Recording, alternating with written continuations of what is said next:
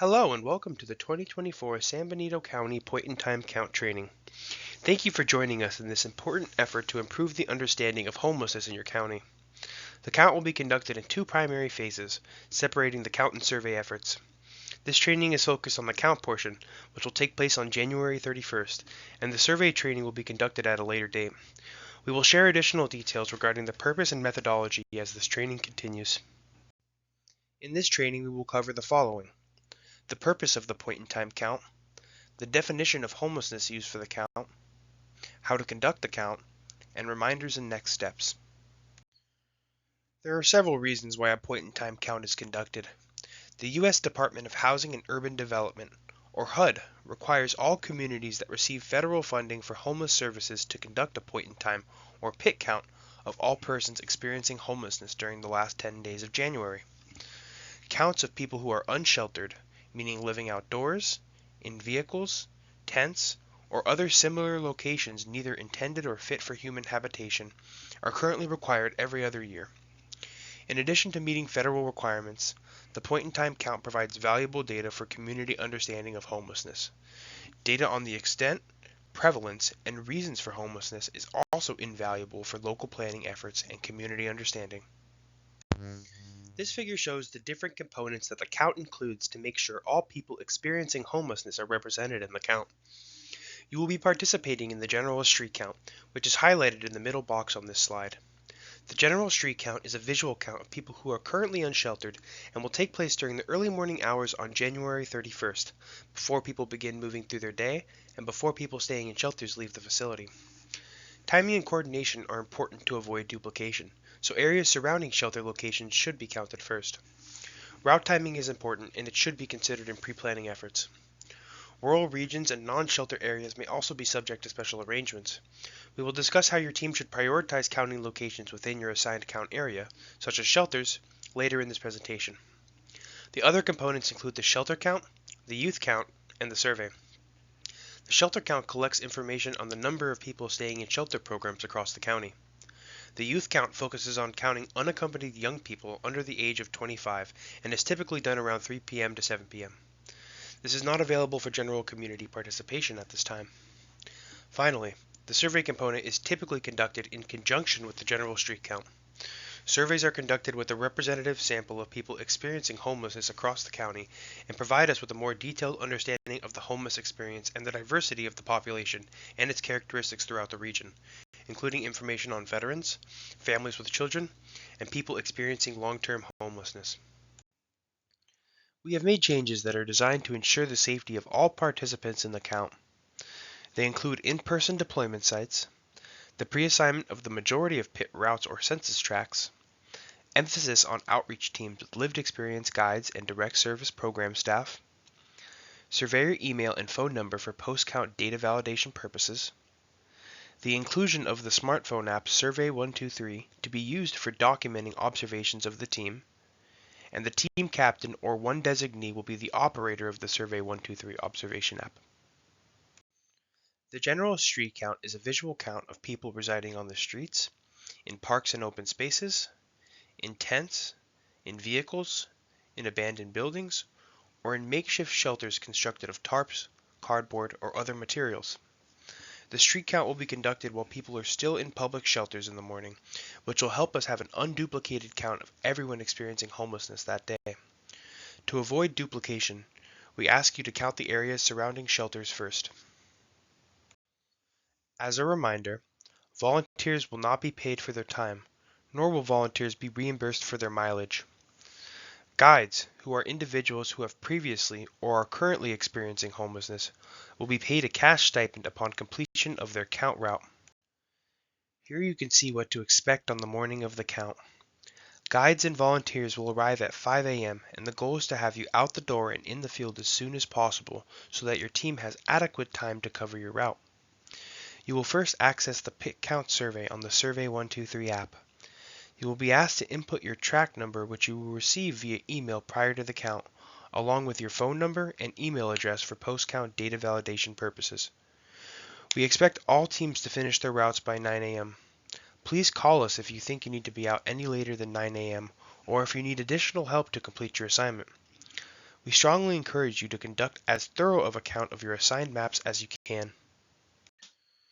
There are two different types of participants on each team during the general street count: volunteers and guides. This slide outlines the differences between guides and volunteers.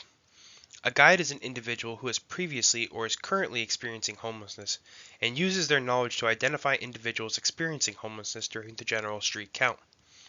They will guide their team towards locations in their assigned count area where individuals experiencing homelessness are likely to be seen, and will help distinguish between safe and potentially dangerous situations.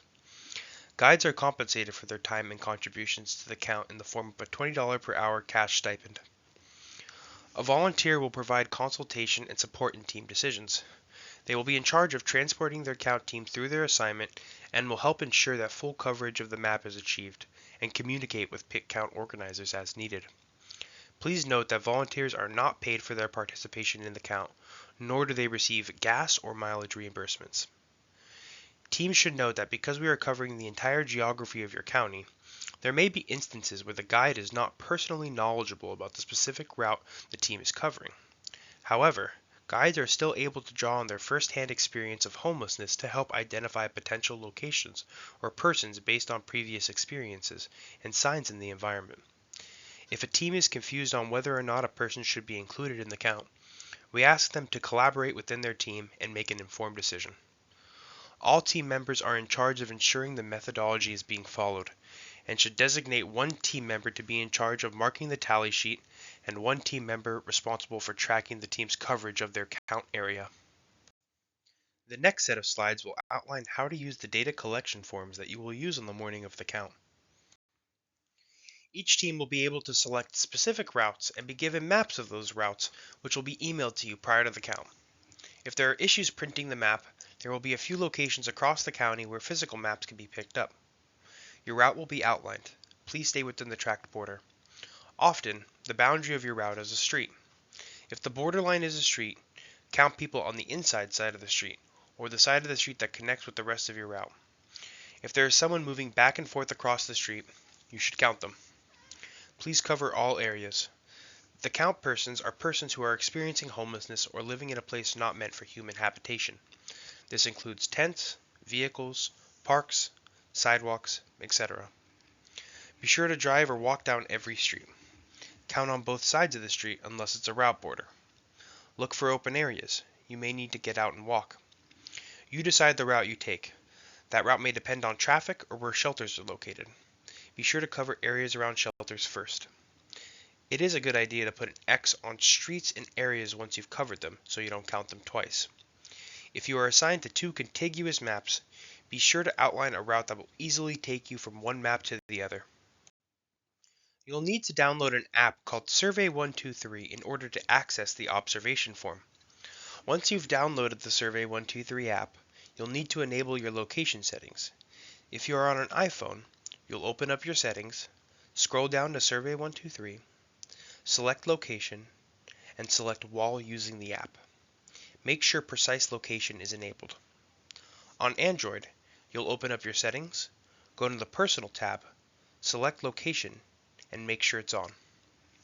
If you can't access the observation form, there may be an update available for it.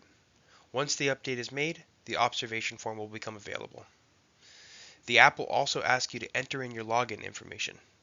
Please select Continue without signing in. When you first open the observation form, you will be prompted with a question asking for the number of the census tract you're currently working on. You will need to open a new observation form for each census tract you cover. After entering in your census tract number, the app will ask you for your phone number and email address for post-count data validation purposes. After that, scroll down to the observation location area. Select the optical site symbol, which will pinpoint your location for your upcoming entry. You must select the optical site symbol for every entry so your location is consistently recorded. Once you do that, scroll down to the first question, which asks you whether you'd like to submit a confirmed or suspected entry. Let's look at some examples on how to fill out the tally sheets. You will fill out one line per person that you see. In the first example, you observed one individual who appeared to be in their early 30s and was on the street. You start by bubbling in confirmed under confirmed or suspected. Next, you would bubble in individual, no children present, under individual or family. Under dwelling or vehicle type, you would bubble in street or outside. Under age, you would bubble in 25 to 34. To move on to the next entry, press the plus icon located under the last question near the bottom right corner of your screen. Please note that for the purposes of the count, a family is defined as one adult present with a child under the age of 18. In the next example, you observed a family of 3 that included 2 adults who appear to be in their late 20s and 1 child under the age of 18 on the street. You start by selecting the bubble that says confirmed under confirmed or suspected. Next, you would bubble in family under individual or family. Under how many total family members, you would type in the number 3. Under age, you would start with the first person and bubble in their age. After bubbling in the first person, below the section age, there is a forward pointing arrow with a 1 of 3 to the left of it. You would press this arrow and again bubble in the age of the next person. After bubbling in the second person, you would press the forward arrow again and move on to the third person. After bubbling in the age of the third person, under dwelling or vehicle type, you would bubble in outdoors. You would then press the plus button near the bottom right corner of your screen to finish the entry and move on to the next one. Listed here are some ways to identify vehicles that are housing individuals. We want to maintain a respectful distance, so please do not walk up and look inside the vehicle, knock on vehicle doors or windows, or shine flashlights into the vehicle. Instead, here are some signs to look for that can indicate whether somebody is living in the vehicle or not. A vehicle with windows that are fogged, partially open, or blocked. Electrical connections or generators. Screens or window coverings. Items inside and outside of the vehicle, including household items, bags, clothing, etc. Sounds of music or talking coming from inside the vehicle, or that the vehicle is in a known safe parking location, which may be designated on your map. If you find a car, RV, or van that looks inhabited based on signs detailed in the previous slide, but you cannot determine how many persons are residing in the vehicle, you start by selecting Suspected under Confirmed or Suspected. Next, under Dwelling or Vehicle Type, you would bubble in Car, RV, or Van, depending on what type of vehicle it is. Under Is this sighting part of an encampment, you would bubble in No. Additionally, we ask that you record the last 4 digits of the license plate of each vehicle you include in the count. The reason we request that you record the last 4 digits of the license plate number is to help us avoid count duplication. Vehicles move quickly, and this helps ensure vehicles are not counted twice. The field for listing the last 4 digits of the license plate number is located below the section entitled Dwelling or Vehicle Type. After that, you would submit the entry by pressing the plus icon near the bottom right corner of the screen. We take the privacy and confidentiality of people experiencing homelessness seriously. Please note that vehicles are not traceable or able to be tracked down using these numbers. Additionally, these numbers are only for use by the research consultant team from Applied Survey Research and will not be shared with any persons, organizations, or authorities outside of ASR. An encampment is defined as 2 or more tents or makeshift shelters that are grouped together. In this example, you observed an individual who appeared to be in his early 20s outside a tent. You also observed a tent directly next to his, with an individual who appeared to be in his 70s standing outside of that tent. You start by bubbling in Confirmed under Confirmed or Suspected. Next, under Individual or Family, you would bubble in Individual. Under Dwelling or Vehicle Type, you would bubble in Tent or Makeshift Structure. Under Is this sighting part of an encampment, you would bubble in Yes. Under Age, you would bubble in 18 to 24. At the bottom of the survey, there is a plus button you can press to add another individual. It is located near the bottom right corner of your screen. After adding in the next individual, repeat the same steps you just did, except under Age, you would bubble in 65 plus to indicate that you believe the second individual is in his 70s. To complete the entry, you would press the plus symbol near the bottom right corner of your screen. In the second example, you observed 3 tents together, but you don't see any individuals. In this case, you start by bubbling in Suspected under Confirmed or Suspected. Under Dwelling or Vehicle Type, you would bubble in Tent or Makeshift Structure. Under Is this sighting part of an encampment, you would bubble in Yes. After that, you press the plus button located near the bottom right corner of your screen to indicate another entry and repeat these steps for the next 2 tents. Now that you understand how observations are made within Survey 123, we highly recommend testing the application while out and about prior to the count. Location data is critical, so please make sure your location settings are enabled within the settings on your mobile device. Feel free to submit your entries as well, as all entries prior to count day will be removed. Safety is a top priority while out in the field. Please take note of the following items when you're out conducting the count. Please be safe and do not take any risks. Do not approach individuals and ask them if they are experiencing homelessness. Please observe and document observations only. Do not take any photos while out in the field to protect the privacy of those being counted. Please keep all locations and information confidential and do not discuss them after the count on social media or any other public forum. Stay with your teammates, be respectful of those you are counting, and if you have any problems or questions, call your deployment center captain. Once again, safety comes first for all count participants. If an area seems too unsafe to cover, do not enter it.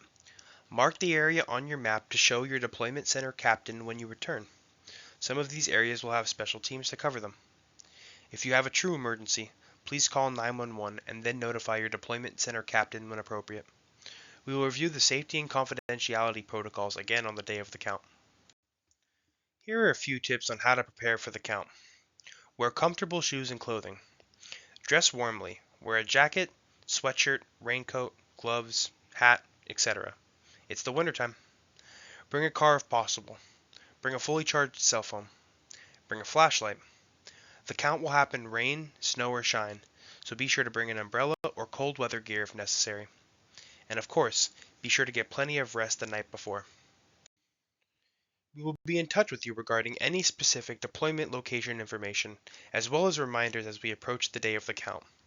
Please feel free to contact us at the listed email or phone number with any questions. Thank you in advance for your participation in the 2024 point-in-time count. Please encourage your friends, family, and colleagues to join us in this year's count by directing them to the volunteer registration link. We couldn't do this without you, and we look forward to seeing you.